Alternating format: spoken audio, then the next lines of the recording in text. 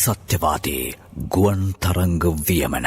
රට තුළ දශක ගණනාවක් තිස්සේ මුල් බැසගෙන තිබෙන විෂ මද්‍රව්‍ය උවදුර සහ සංවිධානාත්මක අපරාධ ජාලය සම්පූර්ණයෙන් මුලිනුපුටා දැමීම උදෙසා රජය විසින් රටම එකට නමින් පුළුල් ජාතික මෙහෙයුමක් දියත් කර තිබේ. මද්‍රව්‍ය සැපයුම් ජාලයන් බිඳ දැමීම, ඇබ්බැහි වූවන් පුනරුත්ථාපනය කිරීම සහ මද්‍රව්‍ය වටා ගොඩනැගී ඇති කළු ආර්ථිකය විනාශ කිරීම මෙහි මූලික අරමුණ වේ. මෙයට සමගාමීව කාලයක සිට මද්‍රව්‍ය ජාවාරම්කරුවන්ගේ සුරක්ෂිත මධ්‍යස්ථාන බවට පත්ව තිබූ බන්ධනාගාර පද්ධතිය පිරිසිදු කිරීමේ දැඩි ක්‍රියාමාර්ගද රජය විසින් ආරම්භ කරන ලදී. මේගමුව බන්ධනාගාරයේ තුලද මද්‍රව්‍ය හා නීති විරෝධී ක්‍රියාකාරකම් මැඩ පැවැත්වීම සඳහා නවීන තාක්ෂණයද උපයෝගී කර ගනිමින් පසුගිය කාල සීමාව පුරාම විශේෂ මෙහෙයුම් දියත් කෙරිනි. මෙලෙස රජය විසින් එල්ල කරන ලද දැඩි බලපෑම හේතුවෙන් බන්ධනාගාරය තුල මෙතෙක් කරගෙන ගිය මද්‍රව්‍ය ජාලය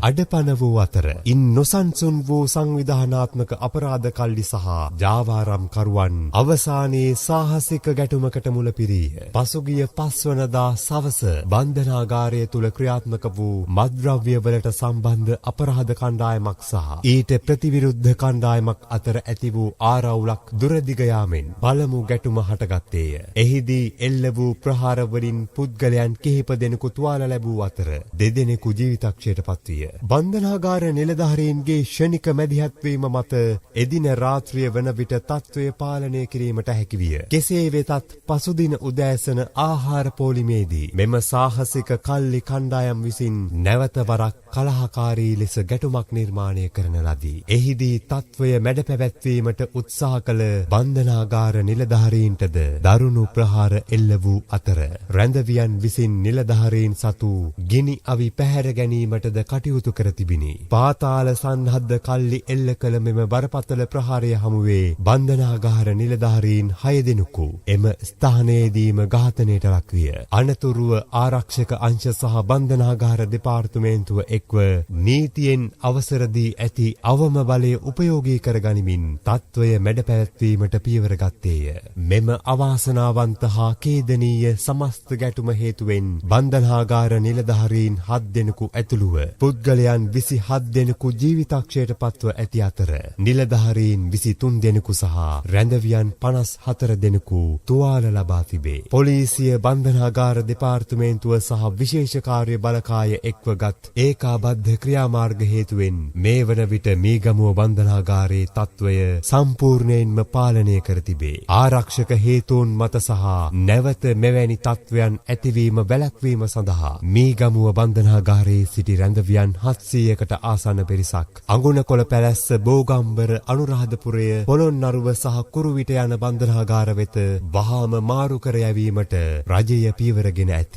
එමෙන්ම මෙම සිදුවීම සම්බන්ධයෙන් වහාම ක්‍රියාත්මක වන පරිදි පූර්ණ විමර්ශන ආරම්භ කර තිබේ. පසුගිය සඳුදා සවස රැස් වූ අමාත්‍ය මණ්ඩලය විසින් සිද්ධියට හේතු වූ කරුණු සෙවීමට සහ නිර්දේශ ඉදිරිපත් කිරීමට විශ්‍රාමික ශ්‍රේෂ්ඨාධිකරණ විනිසුරු ප්‍රියන්ත ප්‍රනාන්දුගේ සභාපතිත්වයෙන් යුත් විශේෂ කමිටුවක් පත් කර ඇත.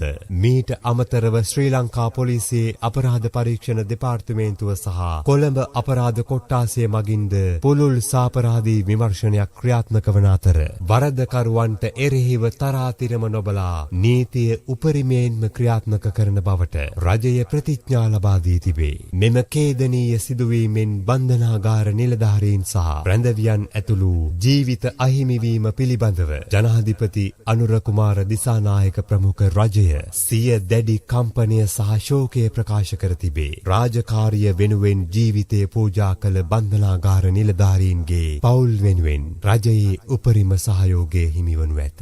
මෙවැනි ඛේදවාචකයක් නැවත ඇති නොවීම සඳහා ගත යුතු සියලුම ක්‍රියාමාර්ග ගන්නා බවට රජය සහතික වෙයි. අධිකරණ අමාත්‍ය නීතිඥ හර්ෂණ නානායක්කාර අවධාරණය කර කර සිටින්නේ මෙම ප්‍රහාරයන් මගින් රජය දියත් කර ඇති මද්ද්‍රව්‍ය විරෝධී වැඩපිළිවෙල කිසිසේත් ආපස්සට හැරවිය නොහැකි බවයි. බන්ධනාගාර තුළ පවතින මද්ද්‍රව්‍ය ජාවාරම සංවිධානාත්මක අපරාධ කල්ලි සහ ඒවාට අනුබල දෙන සියලුම දූෂිත නිලධාරී ජාලයන් සම්පූර්ණයෙන්ම සහ මුලින්ම විනාශ කර දමන තෙක් රජය කිසිදු පසුබැසීමකින් තොරව තම ජාතික වගකීම පෙරදැරිව ඉදිරියටම ගමන් කරන බව දැඩිව අවධාරණය කර ඇත.